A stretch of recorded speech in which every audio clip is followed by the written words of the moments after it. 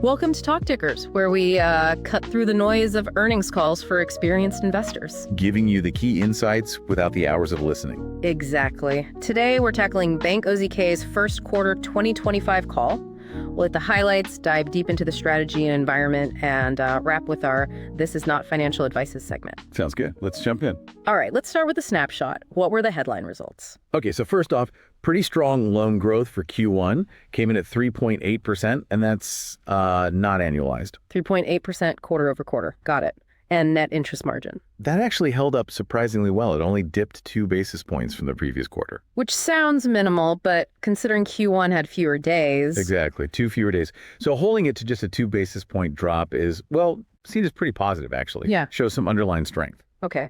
What else stood out? Expenses. Yeah, non-interest expense was up 10%, but that was pretty much expected. It aligns with the guidance they'd already given. So no surprises there. And buybacks. They kept the share repurchase program going after the quarter ended. And the expectation is that the board's likely going to look at authorizing a new program soon. Okay, so the big picture. Solid growth, stable margin despite the calendar, expenses in line, and buybacks continuing. Let's peel back the layers now. Customer demand and originations seem like a key area, especially with the, uncertain environment. Definitely. They acknowledge that uncertainty is impacting their origination guidance, particularly for the Real Estate Specialties Group, or RESG. That's their big traditional focus, right? Right. And they noted that, look, even before this current wave of uncertainty really hit, the equity sponsors in real estate were already facing some headwinds. Interesting. So it's not just the current climate. Not entirely. But while they still believe long-term that real estate deals will get done, the timing is the big question mark right now. And because of that uncertainty around timing, they've decided pretty prudently, I think, to just pause giving specific RESG origination guidance for the rest of 2025. A pause. That signals caution. What are the specific worries for these sponsors? Well, one thing mentioned was tariffs. Sponsors are, keeping a close eye on how potential tariffs might impact general contracts, construction costs. Right, and needing potentially more funding to cover those increases. Exactly. It adds another layer of complexity to getting deals finalized. But despite this RESG caution, OZK seems confident about overall loan growth. They kept their full-year guidance. They did. Full-year total loan growth is still guided at mid-single digit to high single digit. And that's really backed up by the strong start they had in Q1 with that 3.8% growth. So the growth engine isn't just RESG anymore. Precisely. It shows their diversification strategy is working. Other parts of the bank are clearly picking up the slack, and then some. Which brings us nicely to the shift towards non-RESG growth. What's driving that? Yeah, this is a big theme. The corporate and institutional banking segment, CIB, has really been the main driver of loan growth in the last few quarters. And within CIB, you've got a couple of areas shining. The asset-based lending group, ABLG, that's leading in terms of total dollars deployed. Makes sense. Asset-based. But then you have the community banking and specialty finance, CBSF, and they're bringing in the highest number of new client relationships.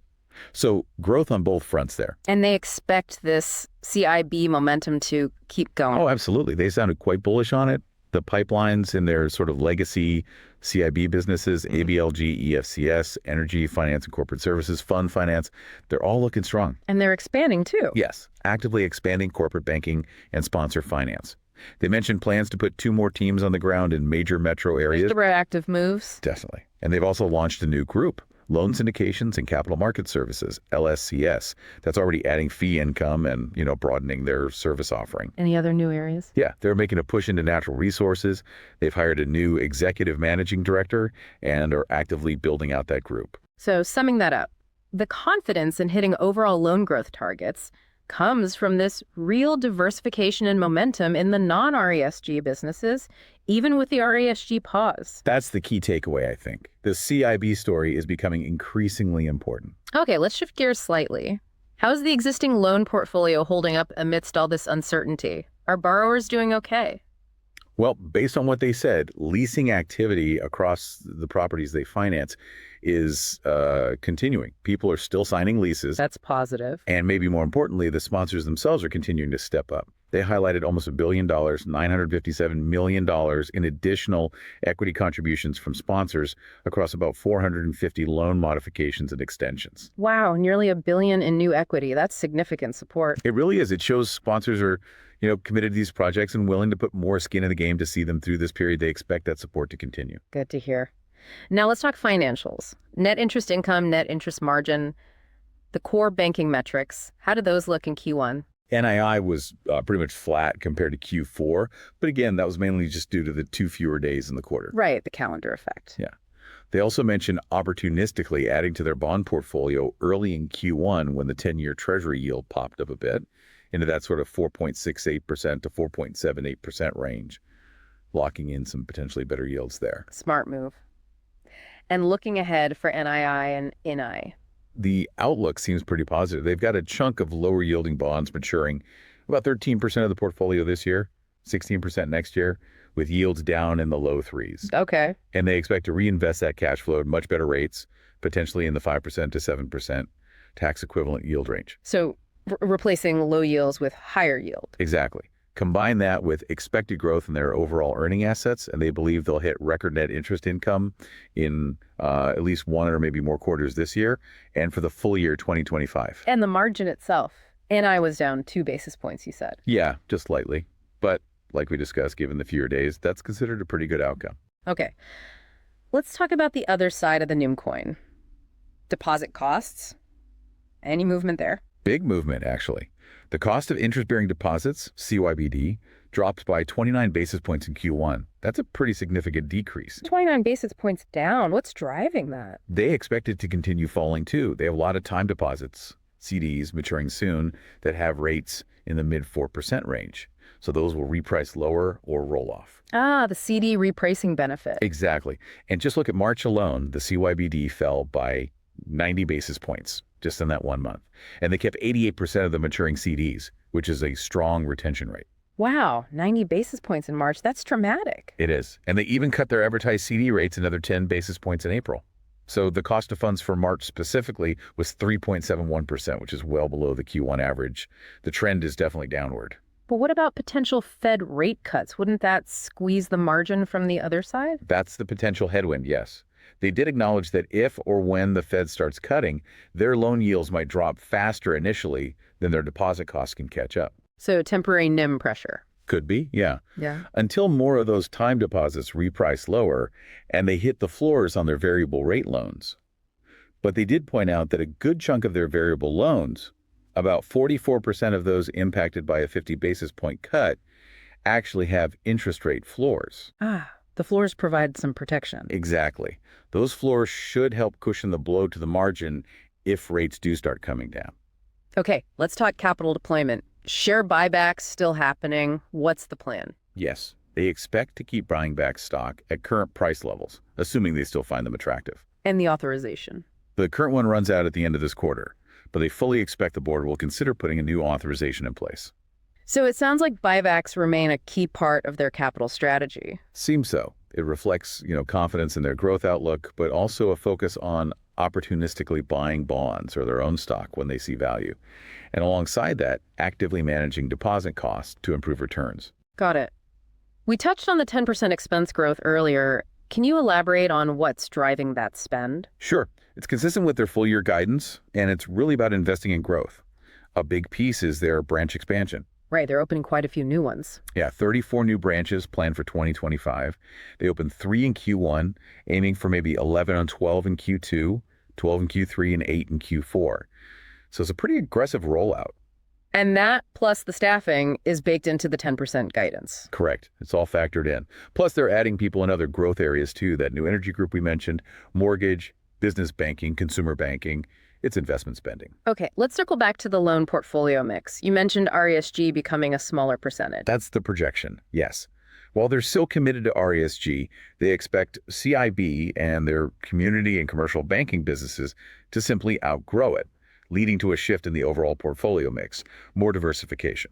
Were there any specific loan situations they discussed? Problem credits or updates? They did provide some color. There's a land loan in Maryland that got moved to substandard accrual status. This followed a new appraisal in 2024. Substandard accrual. Okay. Yeah, they noted the loan to value is still reasonable, but land development loans just have inherent complexities. They compared it, complexity-wise, to that University of Chicago land loan situation they've discussed before. And the status of that Maryland loan? They said they're in active, positive discussions with the sponsor as the loan nears maturity. So, working towards a resolution. What about the Chicago land loan, the one that's now OREO? They sounded pretty upbeat about that one, actually. Said there's significant potential and interest from several different parties. They're being patient, looking for the right sponsor with the capital and expertise. And interestingly, the city of Chicago is apparently very interested and engaged in the process. City involvement could be helpful. And the other OREO property, the land in LA. Right, the LA land. The previous sale contract fell through, but they have a new one in place now. Oh, okay. And this new buyer has apparently put down a significant amount of non-refundable earnest money and fees already. The contract expires June 30th, but there is an extension option for 3 months if the buyer pays an additional fee and more earnest money. So they sound more optimistic about this one closing. Yes, they expressed optimism that this sale would go through. Fingers crossed for them on that one. Definitely. How about loan repayments? What's the trend there? Repayment volume dipped a bit last quarter, just a slight drop-off. Okay. But they expect it to pick back up to the levels they saw towards the end of 2024. Overall, they're forecasting elevated repayments for the full year. Any recent examples? Yeah, they gave some interim color. In the first 2 weeks of April alone, 6 RESG loans paid off, totaling somewhere between $250 and $300 million. Apparently, many of those were actually expected back in Q1, but got delayed slightly. So repayments are still happening, maybe just a bit lumpy. Seems like it. Okay, one last area before the trade idea. Capital ratios and how they tie into buybacks. Right. Their main capital ratio, CET1, was basically flat in Q1, which is pretty good considering the strong growth they booked. Flat despite growth and earnings. Yeah. And they signaled they're willing to let that CET1 ratio drift down a bit if they see really compelling opportunities to buy back their stock. So there's flexibility there. Exactly. The decision on buyback intensity considers the capital levels, the growth outlook, and obviously the stock price itself. Got it. That covers the core elements. Ready for the This Is Not Financial Advices segment? Let's do it. The outrageous but plausible trade idea. All right. So considering OZK's push outside traditional real estate, growing these CIB verticals like natural resources and buying back stock, what's a potential play? Okay, so here's a thought, purely speculative, remember.